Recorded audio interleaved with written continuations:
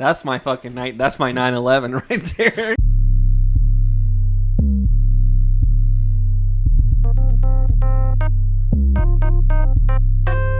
Welcome back to Midwest Midcard. Welcome to another episode. This is 66, right? No, yeah. it is. Yeah. I think eventually I'm going to make an effort not to say the number. But maybe, I don't know. I don't know. I think saying the number every episode kind of makes it. You think so? Yeah. What, are you going to vince it and be like, oh, it makes the show seem old? It does make the show seem old. No, I don't know about that. 66 is... if that's the case, start doing it in Roman numerals. Hell no. Only a certain demographic's going to get this. That'll be so confusing. Only fucking... LXVI. There you go. Episode X. LXVI. Kids nowadays don't even know how to write cursive, man. That's right. They ain't gonna know nothing about the Romans. You don't work a day in your goddamn life, man. I work 68 hours a day. All right, so if this is your first time listening, thank you for doing that. Make sure that you subscribe to YouTube. Make sure that you what else?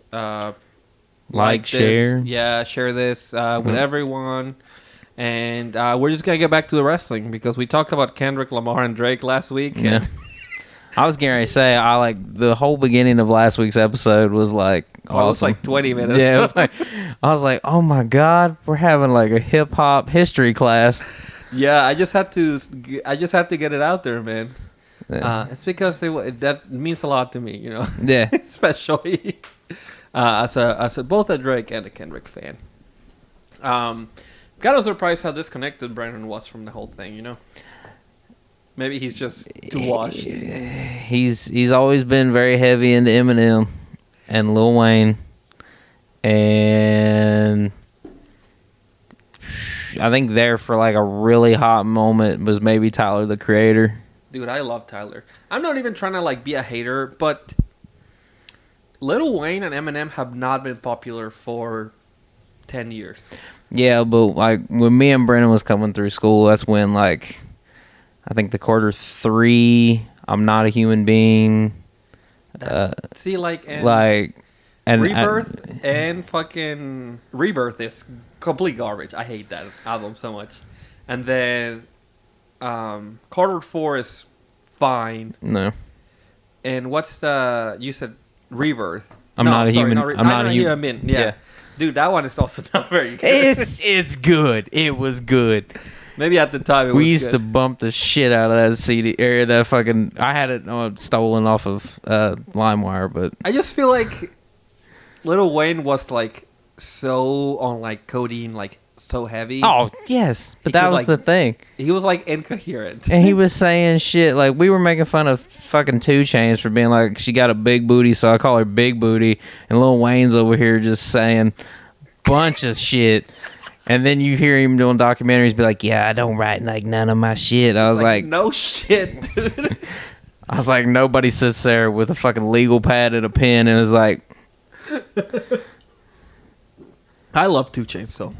Yeah. You can't get us straight from me, man. I fucking love 2 Chainz. He's great. He's on my fucking playlist. I hook him up on the Bluetooth speaker at work and fucking bump him off of the docks. So, and I keep waiting for the day some fucking higher up walks by and is like, "Who's playing that?" And I'm like, "It's me." I'll walk out, thank you. Man, well, let me not talk anymore hip hop, even though I have so many opinions. But yeah, I just Brandon, it's time to get with the times, man. Yeah, Lil Wayne and Eminem are just not it anymore. No. Even when I don't know, they had it like moments here and there, but and even I will give him a little bit of defense.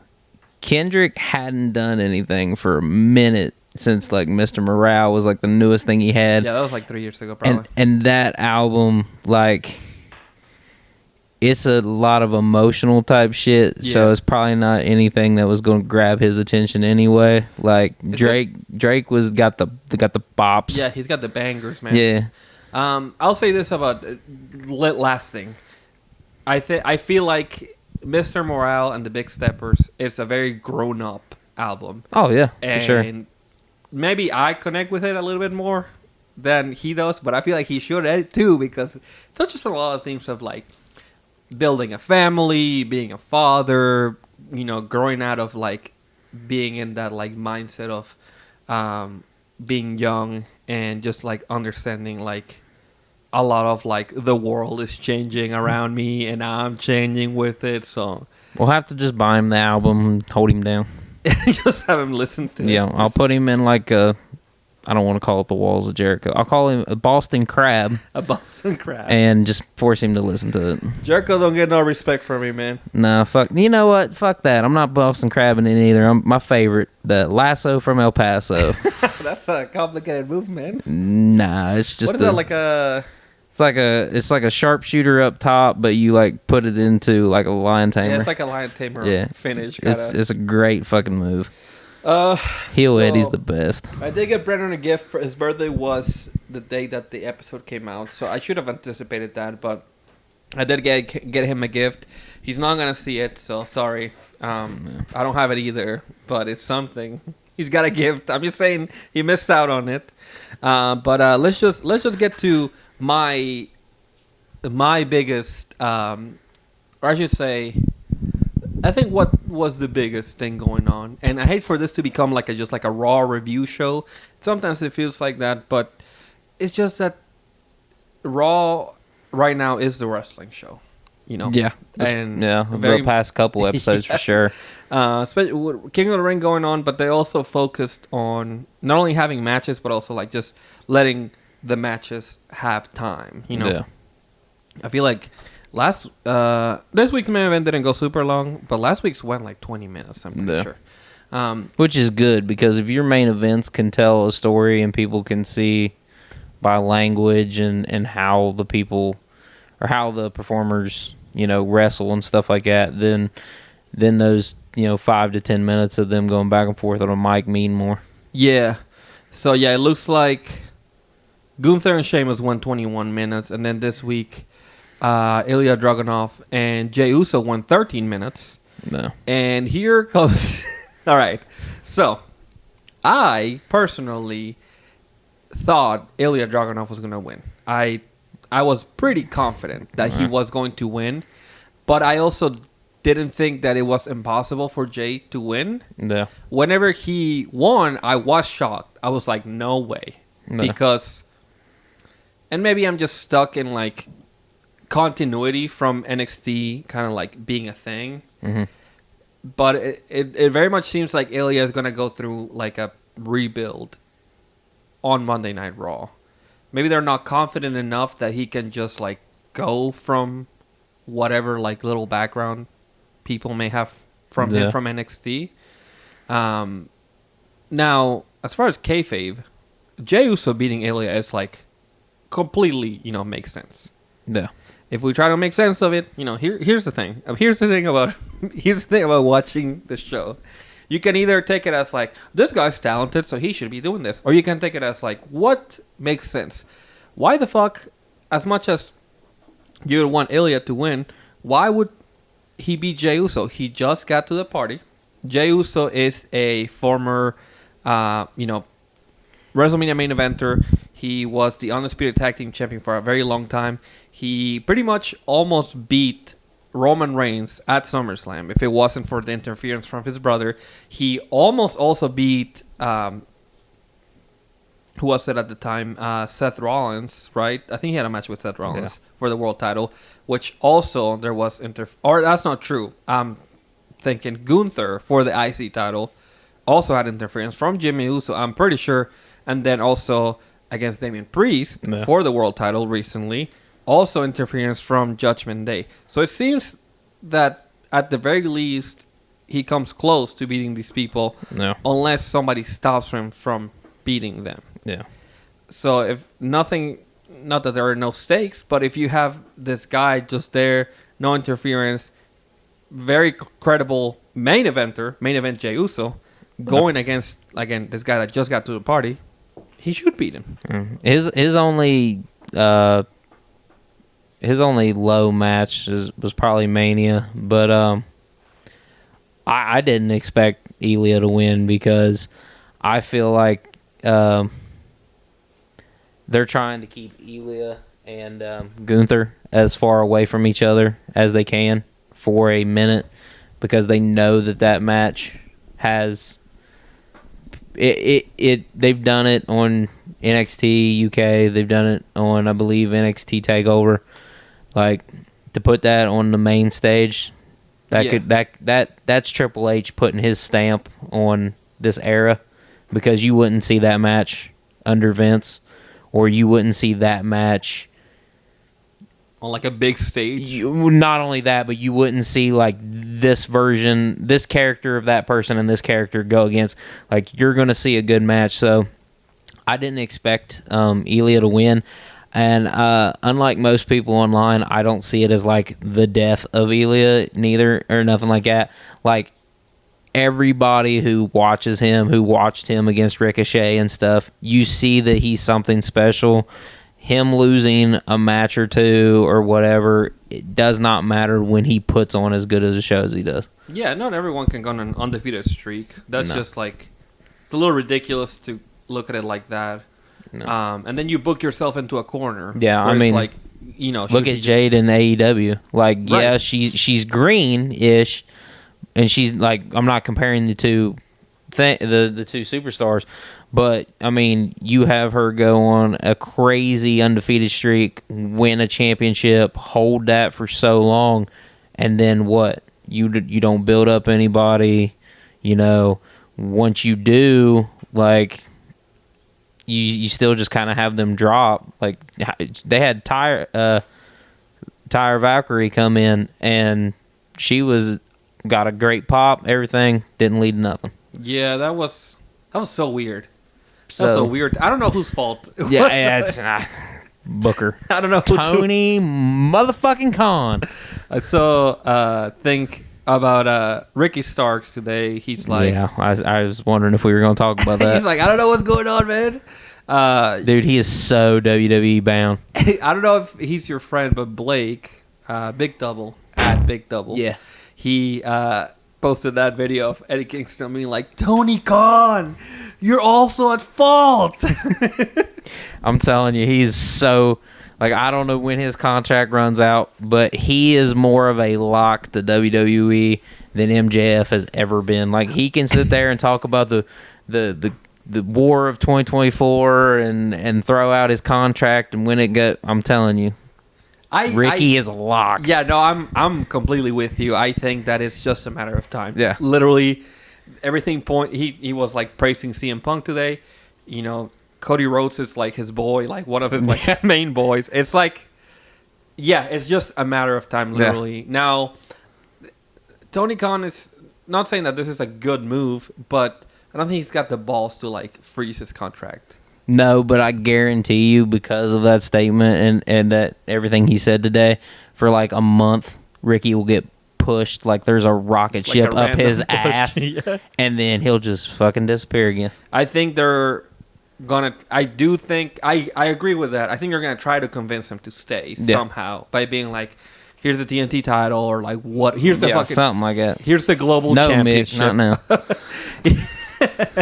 I was like, what the fuck is going on? Mick Foley's going to come back and take the TNT title from Adam Copeland. No, but I was, for the ones that don't know, or if you couldn't hear it, his ringtone is the Mick Foley theme song. He starts with a fucking car crash. Yeah. But scares the piss out of everybody. It scared me. I was like, what the hell? I thought it was something outside. Yeah, man, with Ricky, probably throw the global championship. That's what it's called, right? I think so. I can't keep track of all their titles because they throw in Ring of Honors and they got the FTW and you notice that women's pure championship. I just learned about this. An ROH women's, like it's been announced or they already got it or what? Someone is the champion currently. I don't know when it happened. I don't watch ROH. Just now, like a month ago, did the women's TV title. Holy shit. Why do you have so many titles on a show that's not on weekly TV? You're shown on YouTube Dark. Where ROH is on... You have to pay for it. That's crazy to me. Yeah, it's what? Honor Honor Club. Yeah, Honor Club or something like that. Like, holy shit, man. Like, And Jesus Christ. because of the format of it, I do think it's kind of crazy to... I'm not saying don't turn it into like NXT. I'm fine with that. But if you're going to do that, you have to like make it available, and then not only make it available, but like make it like a developmental, like proper, so that you can put like the stars that are coming up, or like throw people that are not doing anything, you know? I would just have it take Rampage's spot. Yeah, I would be okay with that. It's like an hour show. Yeah. You can do, again, people that are like a little green, need a little help. Yeah. Rampage is just like a fucking dead spot. I know it is, but I mean, no one's Saturday watching TV. Saturday for Collision is already kind of dead too. Yeah, especially when it's going against a pay-per-view. So I mean, if with all the talent he's got, use AEW on Wednesdays and Saturdays. Ring of Honor gets Friday night, and I mean, you can still sprinkle in some shit with AEW on Ring of Honor TV. But I mean, Jesus Christ, man, you need a women's pure and a women's TV and 6-man and tag team and holy shit. At least they unified the for now the trios title. But I don't know. I don't even know what Ricky was doing before he left. He was tag team champions with Big Bill. Big Bill. That's what it is. The one who's under Jericho's learning tree. I was thinking Cast XL for some reason. Yeah. Big Bill, man. Big Bill. So, getting back to the Jey Uso thing, just to kind of wrap up that whole thought. Fucking Tony Khan. I think calling Jey Uso an entrance merchant is kind of insane. Especially since... I'm not saying... Listen, he's... By no means am I going to sit here and be like, Jey Uso is a better wrestler in the ring than Ilja or than many people. I'm not going to say that. However, he does push a lot of fucking merch. He does get, people hyped up. People like him. He's very popular. People are happy to see him. Yeah. I think people will pay to see him, by the way. And again, the thought from people that like a lot of like just wrestling is going to be like, well, that doesn't matter. That's just because you're WWE pilled and you think that the way that WWE does things is like the right way. Yeah. Well, guess what? I love double E. I love double E. Okay, I'm WWE pilled. I don't give a shit. Jey Uso is fucking cool, and if you want to give him a world title because he's cool, I don't give a shit. Okay, there's plenty. Again, there's plenty of people that have been only cool. And no disrespect to, rest in peace to Bray Wyatt. But very much, he's got a lot of good matches. I was going to say, you better watch where this is going. Bray Wyatt's had very good matches, but he also had a lot of stinkers, okay? I love Bray. The Fiend is like, when I first saw The Fiend, it was like, I was like, holy shit. Like, this is like, this character will go down in history. Like, no one will ever forget Bray Wyatt because The Fiend is so fucking cool.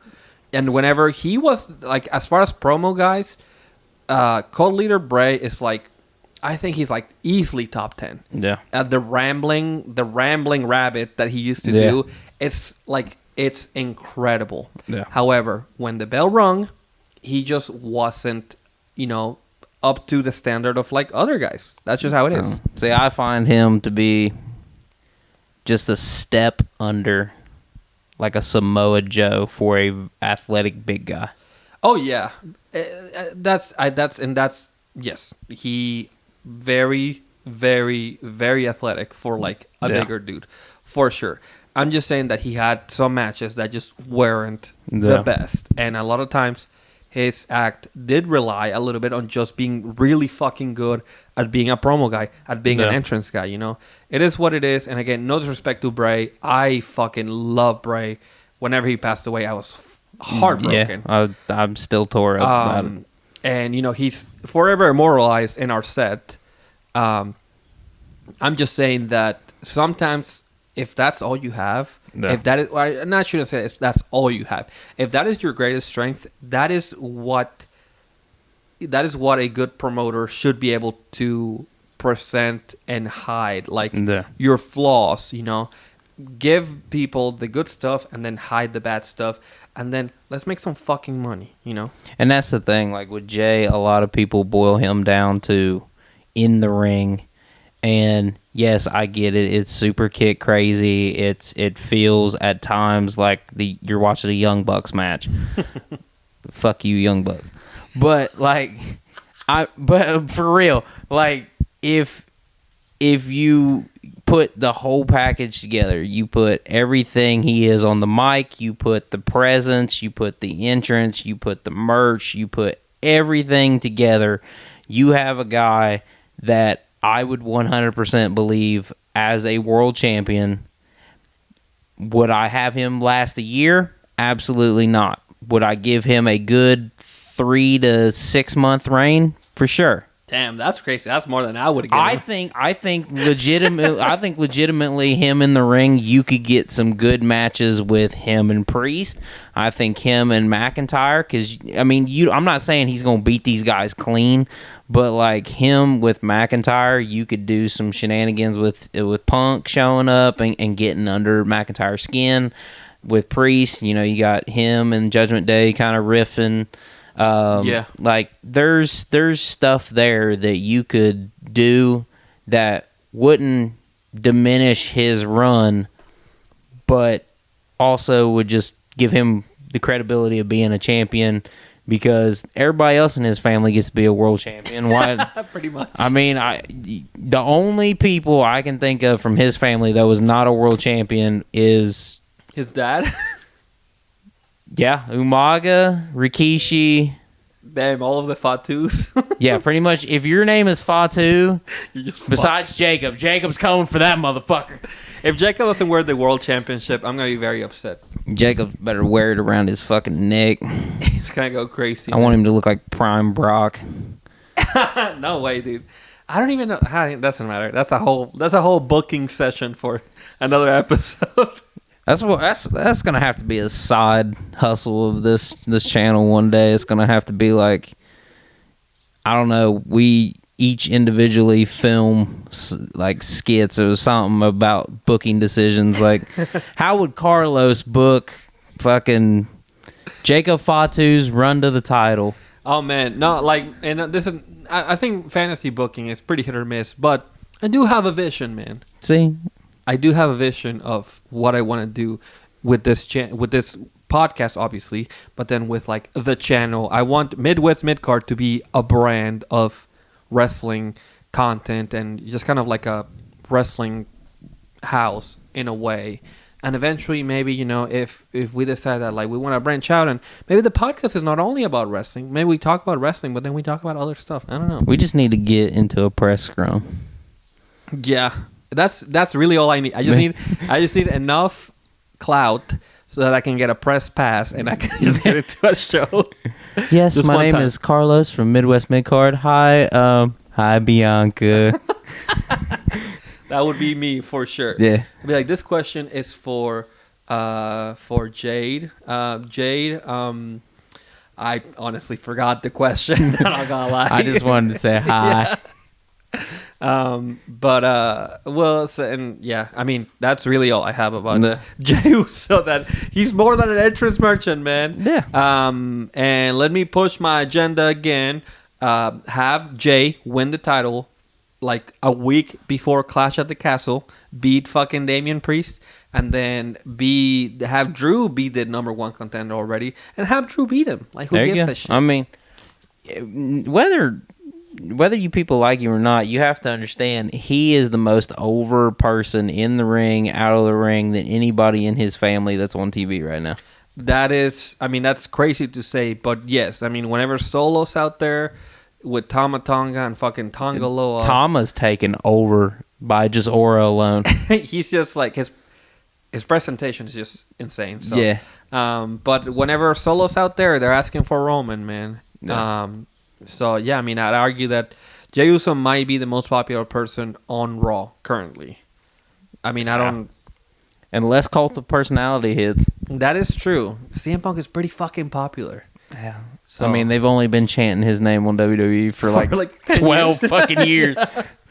Yeah, that's insane to me that we got out of that. So let's look at this King of the Ring bracket real quick then kind of go just like loosely predict some of this stuff.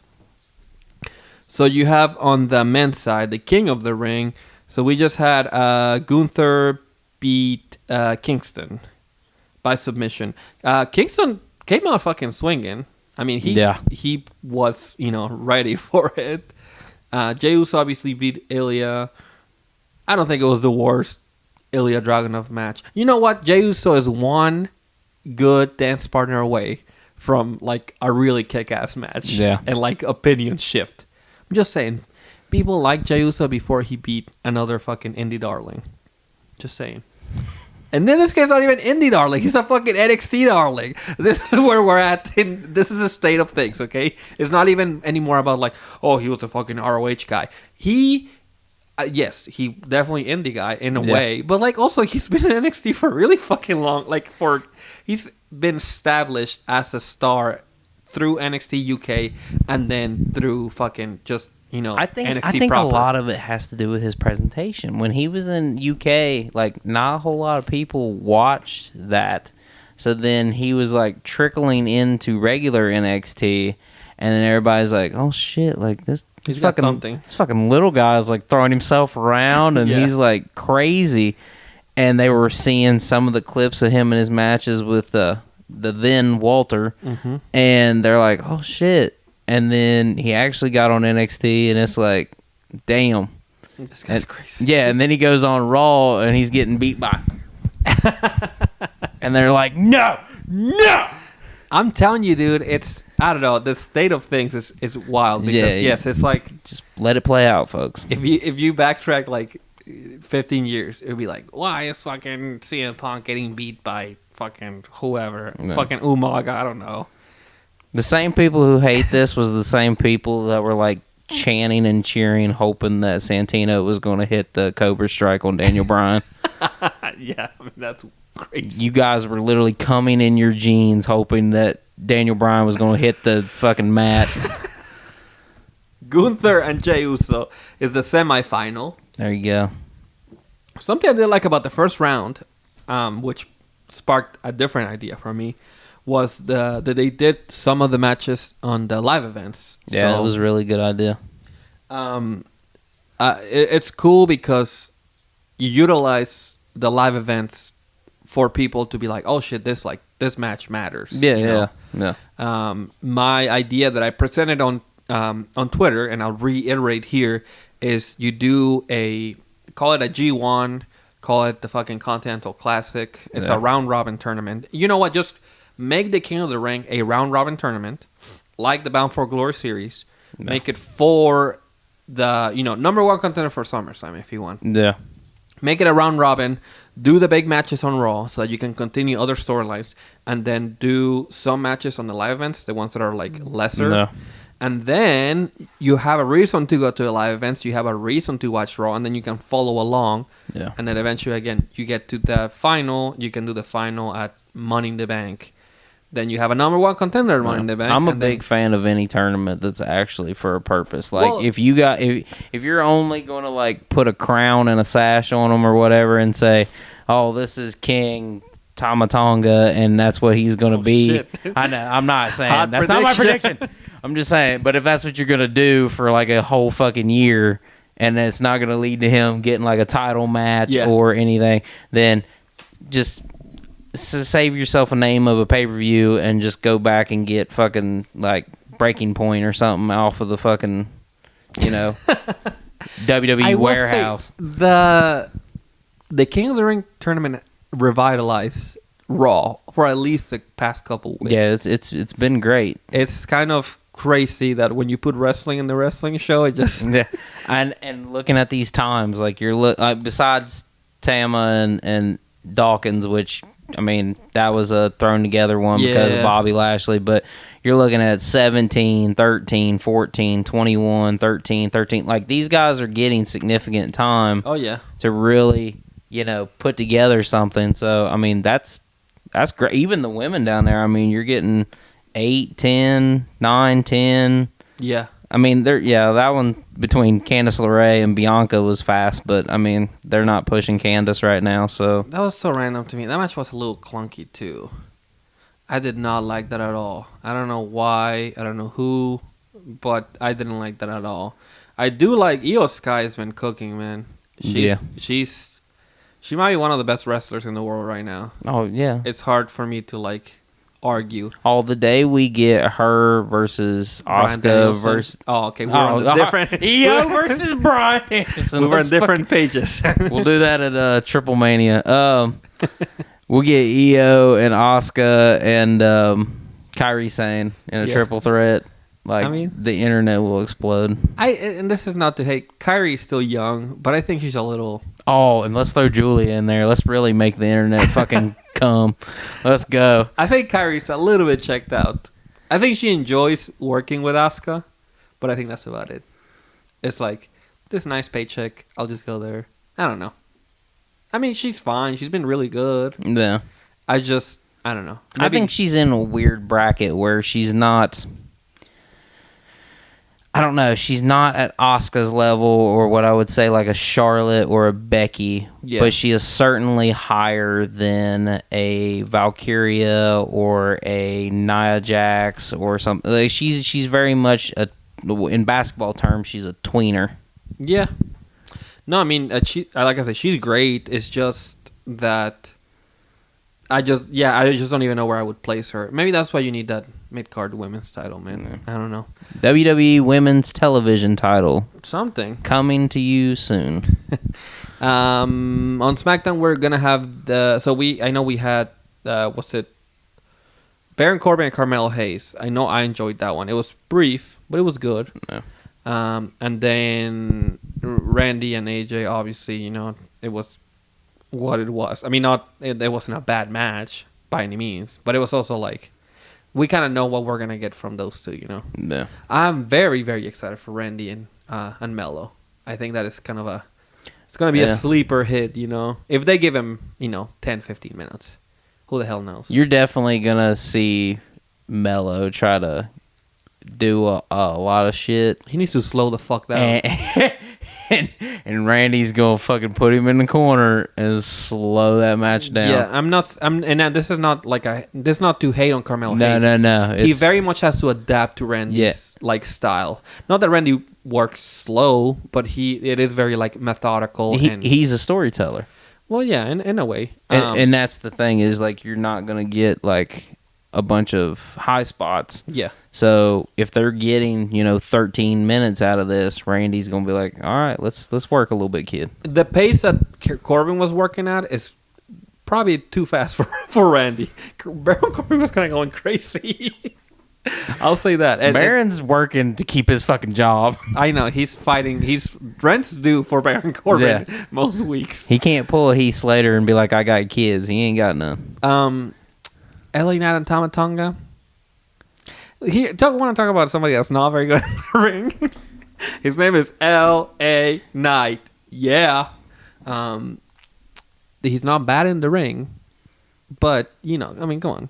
We're coasting a little bit on being a catchphrase and an entrance. I'm just saying. He is very much limited his moveset, but he is still good in the ring. He's no, I don't think he's bad. I think that if you threw him there with Carmelo Hayes, the match would be a lot different than what we've gotten. And the match with AJ wasn't bad either.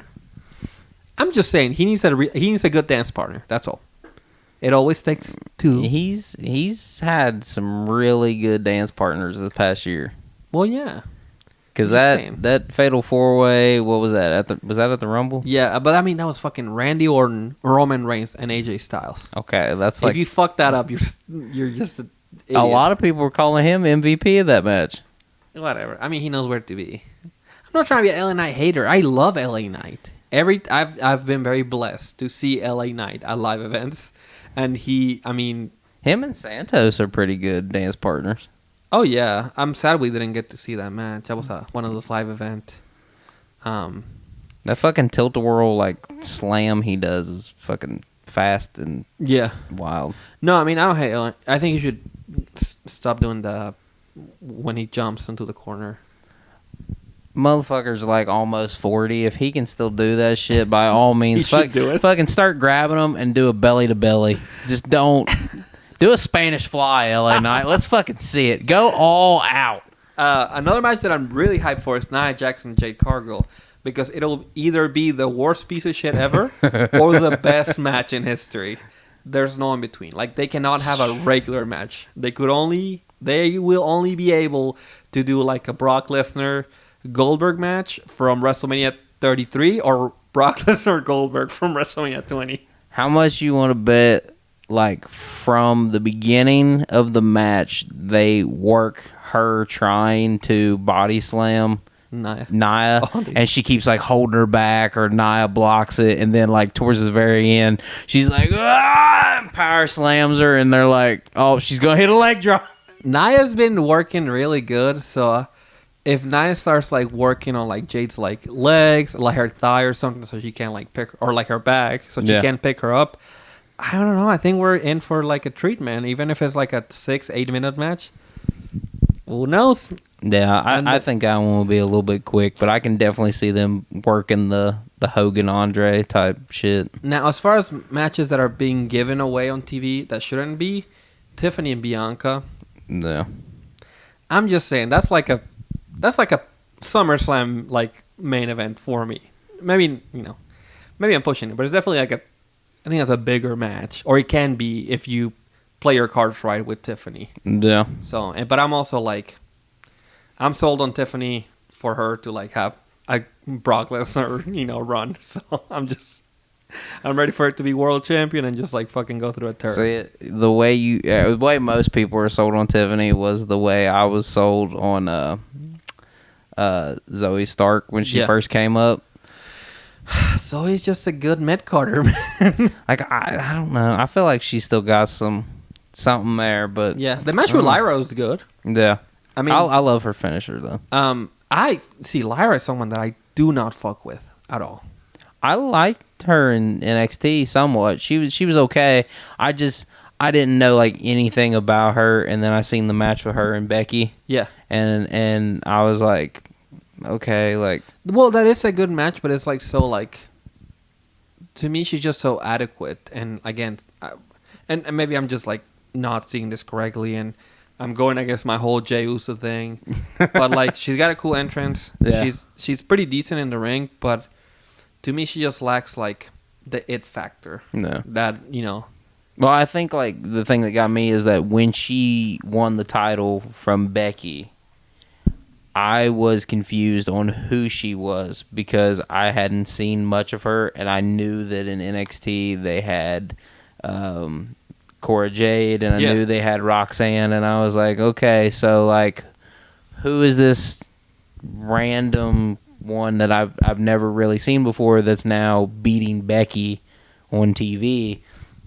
And then I kind of I've seen her a few times on some of the NXT takeovers and stuff, and I'm like, okay, she's got it. She's kind of low. She was like low key on NXT. Yeah, like she was like someone they like slowly built up to her getting the chance against. Yeah. I think she was in a triple threat with, I think, Tiffany and Roxanne, maybe. I think it sounds right. Yeah. I could be wrong, but yeah, she was kind of low key, and then they gave her like I would say the opportunity to beat Becky, because I do think that was still big rub for her, beating fucking Becky Lynch, arguably that most popular woman, I should say, in the last 8 years probably. So this match is actually just go like 9 minutes even, straight on the dot, and 10 minutes. That can't be right. No way. They're just like, 1, 2, 3, 9 minutes exactly. I'm sure crazier things have happened, but man, if they would have given Io and Shayna a little bit more time, I think you get an all timer on Raw. I had such hope that under Triple H, Shayna would go back to her NXT days, but revert to being just a.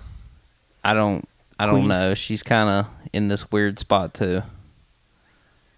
She's a good hand, man. Yeah, I give it to her. I mean, She's a good hand. Yeah. Listen, Natalia's had a job for so long off of being a good hand. Oh, so. okay, Patrick. I hear you. I'm just saying.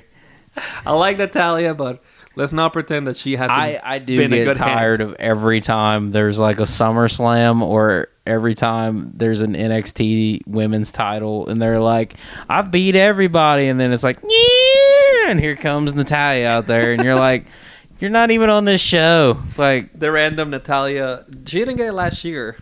I think she still got something around Survivor Series time. Probably. But yeah, the random Natalia, you know.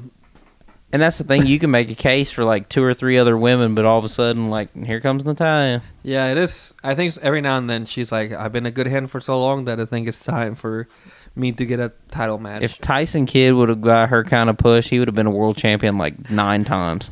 Just off of being a good hand. Yes. I don't think they give away. See, and this is now I'm going to sound like Benoit Brennan. got it because of being a good hand. I guess that's true.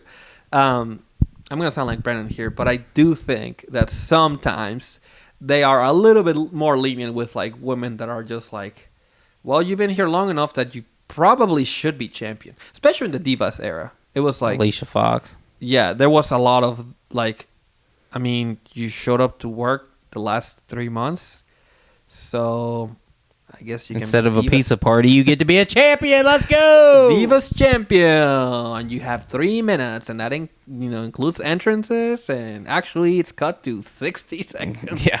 If you're fighting Melina, you got to have room for the fucking paparazzi and the split on the ropes. And then she hits a fucking Northern Lights suplex. Yeah. And that's all she needs. she's got to scream really loud first. I did like her. She had those long legs, so whenever she hit the scissors kick, it just looked really, really good. No. I'll give that to Foxy. Hey, man, shout out to Alicia Fox. Yeah.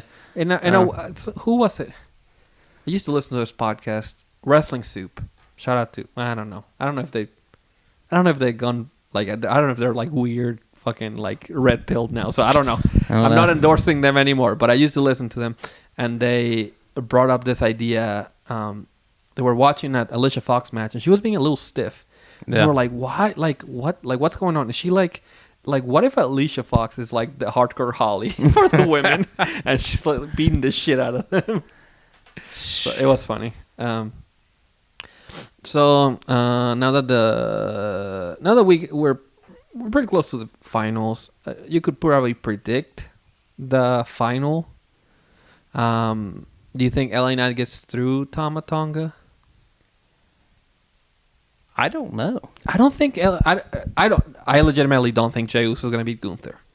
No. I think Gunther's pretty much a lock for the finals. Just it rolls off the tongue. The King General.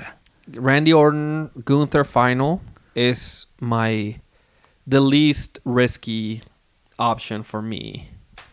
I like LA Knight should go on in my view. Do you think he should make it to a final at least? I think it would be good to see him get quite a further along, but like Tama Tonga is like brand new. Mm-hmm. They're pushing him in the bloodline, so who knows if the bloodline gets involved? Yeah.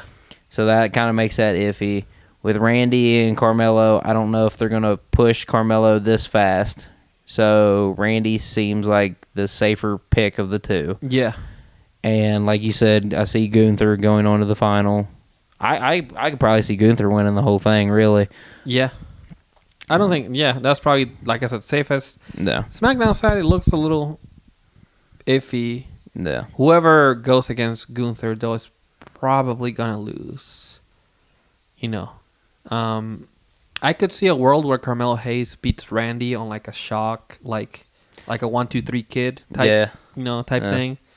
I could see that, which would be cool, except for like I feel like if they have him go on, and let's say he beats either Knight or Tonga, and then goes on to face Gunther, like, is it going to be like a little guy, big guy, like chop you down fest, or is it going to be like a version of like Gunther and Dragunov or something like that? Like, I just wonder what that match will kind of look like if it reaches that point, but I really don't know who's going to come out of Knight and Tonga, really. I think if Melo can beat Randy, then the Gunther mellow match. It's probably gonna look more like Danielson and Brock, like a lot of offense from Gunther. Pretty much got him on the ropes, and then Carmelo gets a little bit.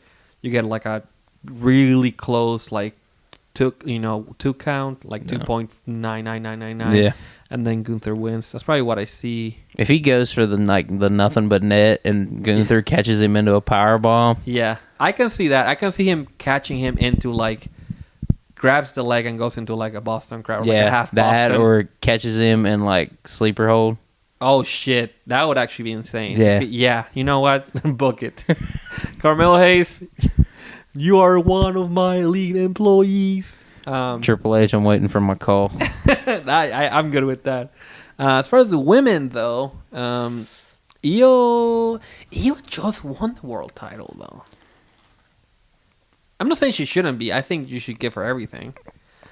But Io versus Tiffany in the final. Probably Tiffany has to beat Bianca because I'm not. It's not time for we're already giving away Tiffany and Bianca. We cannot give away Jade and Bianca on fucking SmackDown May 24th. Okay. But we're also gonna give away fucking Tiffany and Jade on SmackDown May 24th. Yes, fuck. So either way, you're gonna give away one of 3 matches that's gonna be insane, and then whoever goes on to face Io in the final, Io and Jade, Io and Tiffany, Io and Bianca are all crazy matches. You know what? Any final that includes Io, I would be very okay with. Yeah.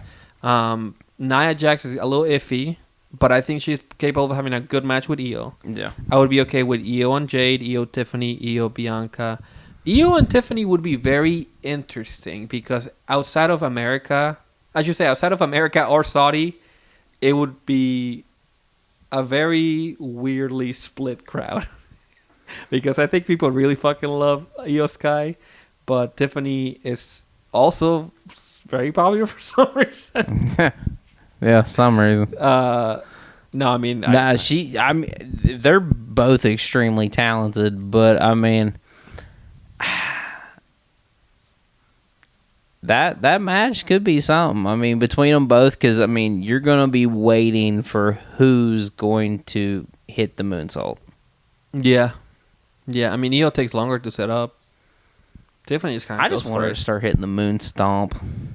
Like, quit fucking around with them. Stomp them in the gut. I think that's. I'm not saying that the women here are not willing to take it, but I don't know. To me, it's almost no different than taking a coup de grace. Yeah, I guess.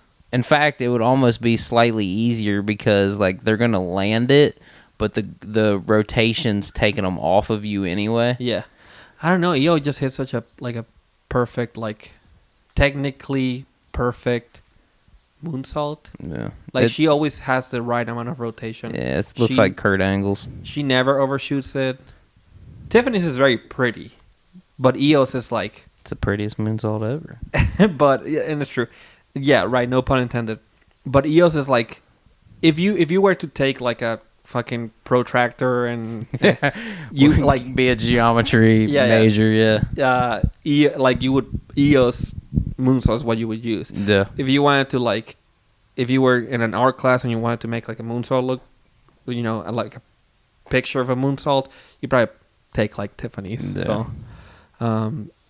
I guess they're gonna give away a big match regardless. Yeah. So, the real question, I mean, is just like, do you go ahead and give that to Tiffany because the whole queen thing would kind of fit her character, or do you roll with Io, who's like, been a champion this year and stuff, didn't really get the best run with the title? Can you make something out of having the queen of the ring? Io could still beat.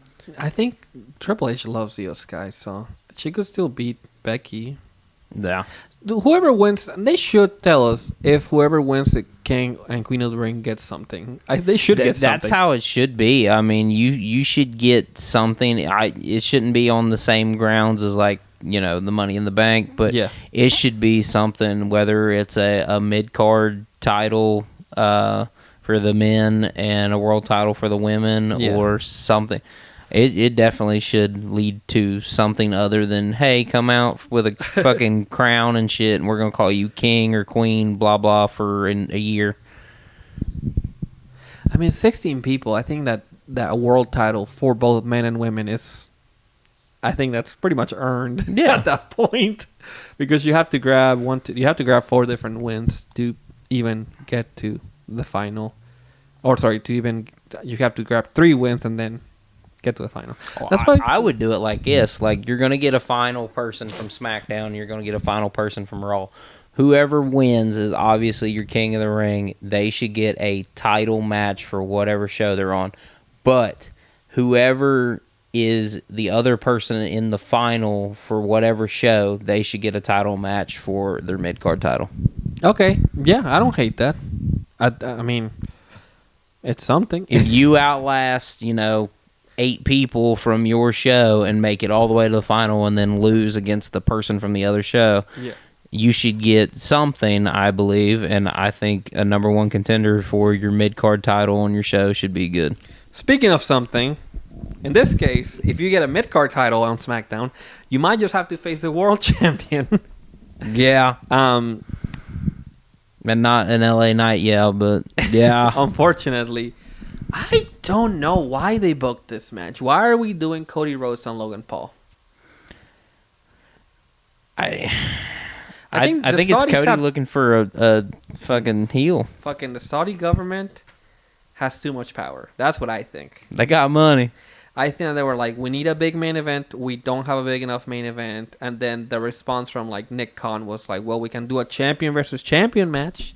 Yeah. It very much seems that it's like a winner take all too, which bothers the fuck out of me. Yeah, we don't need that. Like, there needs to be some kind of loophole that's like put in there at some point that Cody doesn't take the U.S. title, because they did this exact same thing with Rollins when he had the U.S. title, yeah, and the WWE World Heavyweight title at the time, and it put him in such a corner.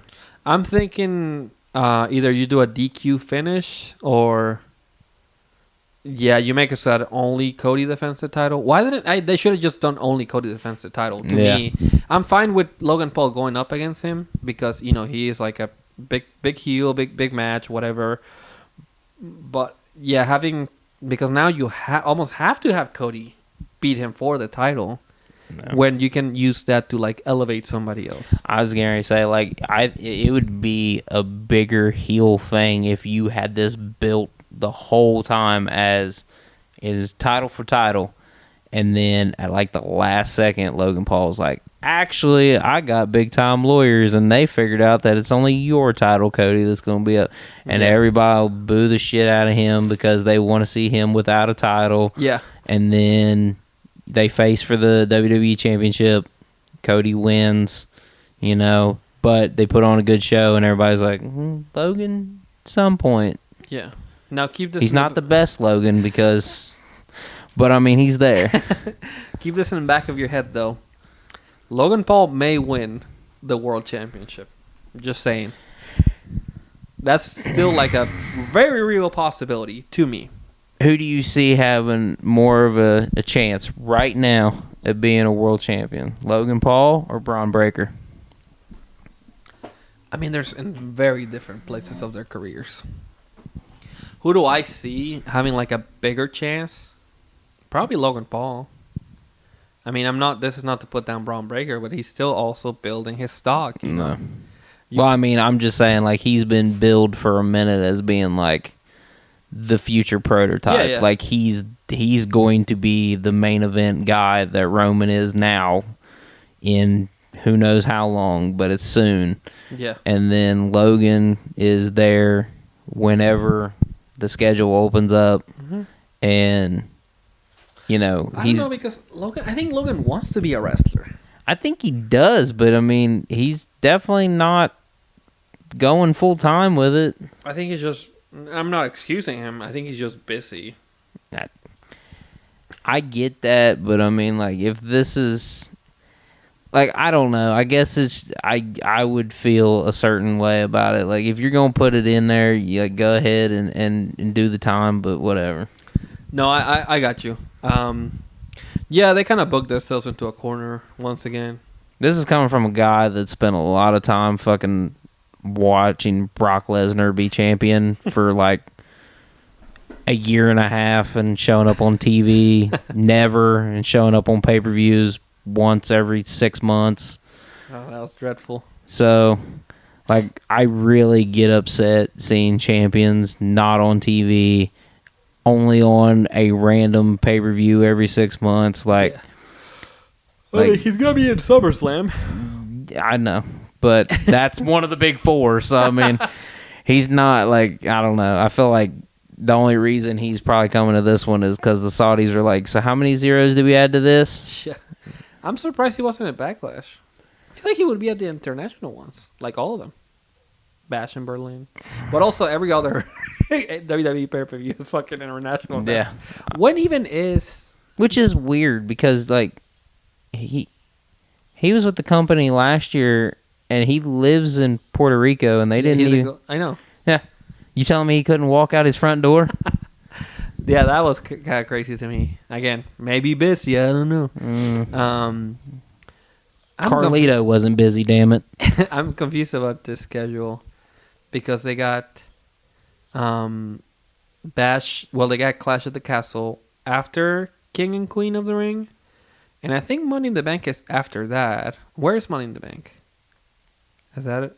International too? Isn't it in Germany? No, because Bash in Berlin is in Germany. Oh, well. Am I tripping? My bad. I don't know where things are. No, it's Canada. It's in Canada. Oh, it's in Toronto. Yeah. You're right. July 6th. So let's just look at the fucking schedule. I don't know why I'm confusing myself. Yeah. Created by fuck you. WWE Money in the Bank, professional wrestling event, blah, blah, blah, blah, blah. The WrestleMania, me.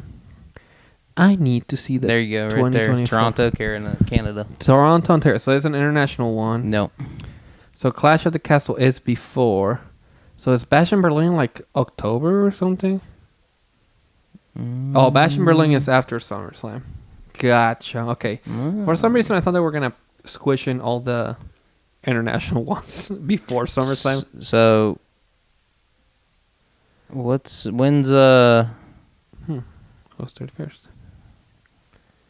So you're gonna have... Man, their fucking pay-per-view schedules got me all jacked up. Clash at the Castle. No, that's Scotland. That's last year's. Backlash France. King and Queen. Yeah. Well, let me go back here. Can you look up just a 2024 WWE pay-per-view schedule? PLE, please. Yeah, PLE, blah, blah. Excuse me. WWE pay-per-view.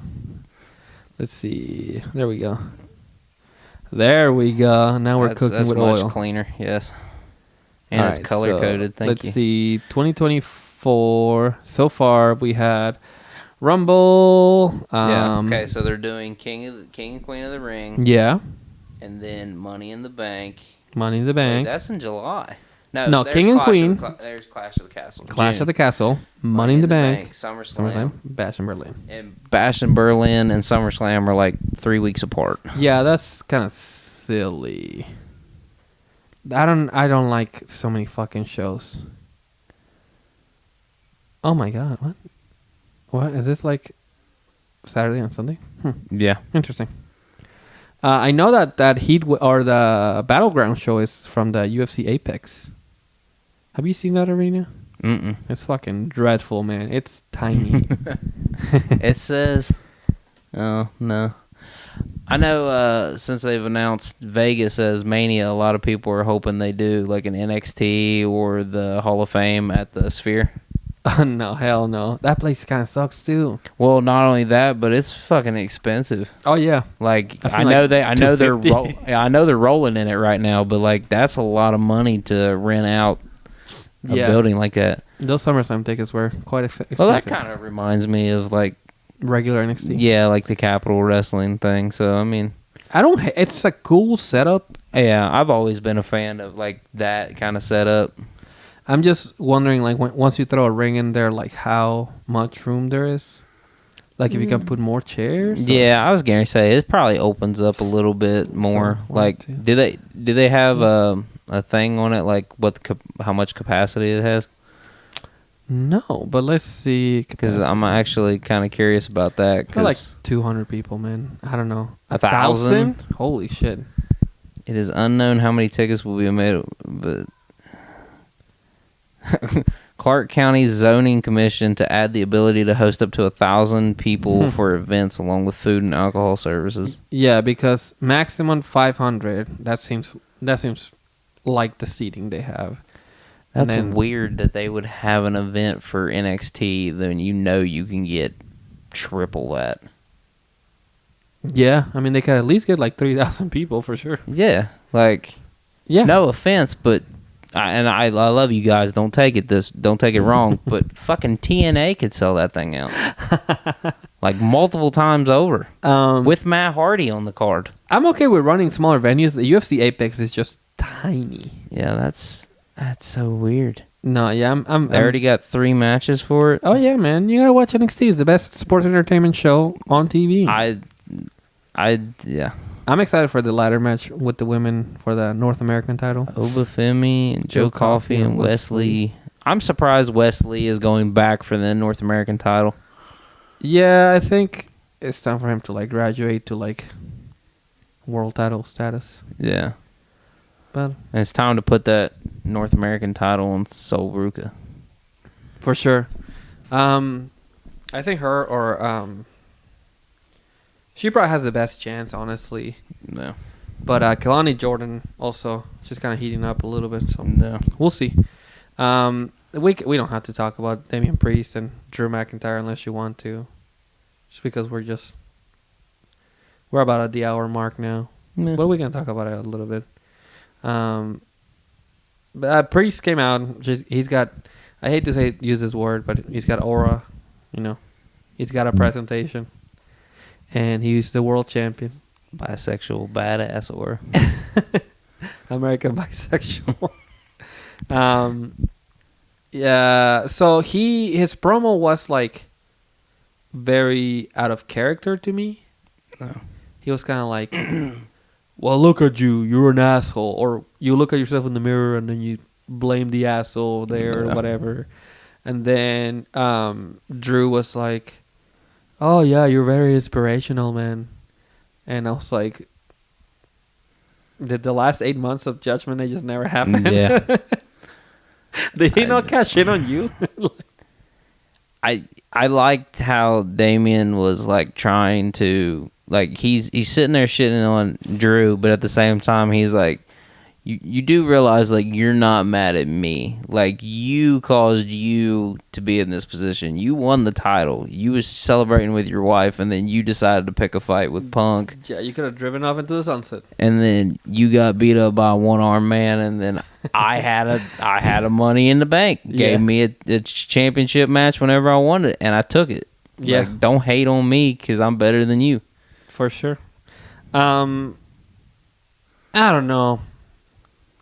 I would like to see this match. There's just nothing there for me right now. I don't know. I'm just so stuck on CM Punk and Drew. So it definitely needs to brew for a minute because like they really missed out on what could have been a Cody level pop by not having McIntyre win last year in Scotland. That is, I know it wouldn't have worked out story wise huge, but like I think the fact that there were so many instances where people were sure that Roman was going to win made it better for the eventual Cody win. Yeah. But like that match in particular, like it was so good and everybody was hyped and you could kind of feel that moment like oh, it's going to happen. Same thing with like Sammy in Montreal and stuff like that. And then it like didn't. And then like everybody's, even us on this show has kind of been like, he really had a great run when there was nobody around. So he kind of deserves it. And then he gets it and they kind of dump him for Priest, which is fine because I mean Priest was holding on to the title and everybody had pretty much counted him out of being a part of anything anyway. So it's if they do use Priest to drop the title to McIntyre, it needs to hold out until Berlin. Okay. I don't know. Well, because it's just the timeline is too tight for Clash. Yeah. I mean, you still got like a month maybe until Clash of the Castle. We just looked. Yeah. So Yeah. we should remember. I was trying, but I know I said Berlin, and that's after SummerSlam, which is in August. So I mean, that'll still be about a 6-month reign for Priest. So Priest, you think he loses in Berlin then? I would assume so. Like I could see them getting more out of the whole thing from there. Yeah, but you still got to book a SummerSlam, man. I don't know. That's why, like, I don't know over these next, like, 2 or 3 months, like, who steps up into that spot. Like, I don't know. I mean, you can run Finn again. Again, at SummerSlam, I should say. If you want to keep Priest with the title, there's plenty to do. Not having Drew at Clash in a big spot. Do you try to push Punk before McIntyre gets it? The timeline's not gonna work for him to like beat Punk or like beat like a important quote unquote person. They gotta really heat up this Damian Priest thing if they want Drew to be world champion again. Now, if they want him to be world champion and then after he wins or whatever Raw, then Punk is like, I'm actually back. You know what? Give CM Punk the Money in the Bank briefcase. The first ever 3-time winner, 3-time cash in. Full time. I just want to throw Punk in a ladder match just for, you know. Yeah, Royal Rumble fucked him up for a minute, so ladders might not be a great idea. So have CM Punk win the Money in the Bank again. Cash in on Drew. Full circle moment. He gets cashed in again. And then you keep building that CM Punk and Drew McIntyre feud. And Punk as a champion is the right move. Just because he's so shitty. And he's one of those people that works better as a champion than not a champion. To me, I would say. You know, whenever he's the champion, he's great. Whenever he's not the champion, he's great. But, you know, that real world title run in Collision was kind of generational. That was like a star making. Yeah, we literally got to see just like the rough draft of what could have been before Tony got scared for his life. Man, I wonder where that... You know what? If you play your card right, they had to do like all out or all in, do the fucking, you know, obviously this year to do CM Punk and MJF. Oh, yeah, it probably would have culminated in like a last man standing or a ladder match. It would have. I mean, they already did the dog collar, and it was great. So I mean, like, it would have been some kind of like they probably would have done a cage maybe because like I actually do like the way AEW does the cage. Their cage is really cool. Yeah, no escapes. Like it actually, you know, has some kind of meaning to it, but. Yeah, they would have pulled the trigger on it, but... When's the last time they had a cage match? Was that Jungle Boy and Luchasaurus? Didn't Moxley do one here not too long ago? A cage match? Oh, the Kenny Omega one. Was that it? Was that... Maybe. Was that the last one? Kenny's been out for a minute. Yeah, maybe the Kenny Omega... Because Kenny went through... He did the V-trigger through the wall or whatever. Yeah. And his leg got caught like between my gosh. Yeah, I thought he like snapped his leg in half. I thought he fucking gave himself a... what's it called? Why can I think of it? When they snip your... A vasectomy? Yeah. I thought he self-vasectomied himself. That's what I thought. I wasn't sure where you were going. I thought because you're like, I thought he gave himself. I was like, head. But then you're like, no, when he snips it. Oh, okay. He self-vasectomied himself almost. At least Mox wasn't in any danger, but at least he's already has a kid. So. Yeah. That had to be the last. I honestly cannot remember the last one they did. Other than Blood and Guts. Yeah, but I don't consider that to be the same thing as like a cage match. Like it isn't a cage, but it's not. It's like Hell in a Cell. It's not the same. I also think their cage setup is like not. WWE has a rig that they have where they can like pretty much just throw on almost any show and then just kind of bring it down. No. I think theirs they have to put together like. I don't know. I've never seen their actual setup. I just don't recall them like bringing it down. No, but they did have cables because when Cody did the moonsault, he was holding on a cable. Yeah. So maybe they do have it hung from. I wouldn't be able to tell you. That's something Cage Match would know, but I don't. Okay, speaking of cage match, it's a cage match. Yeah. Anyway, let's wrap it up, man. Did you change your Twitter handle? I did. Okay. I did. So where can people find you? Oh, yeah. You can find me on Twitter at I'm Shenanigans7. Perfect. Yeah. How to give it a twist. Okay. You can find me on Twitter at AirCarlos97.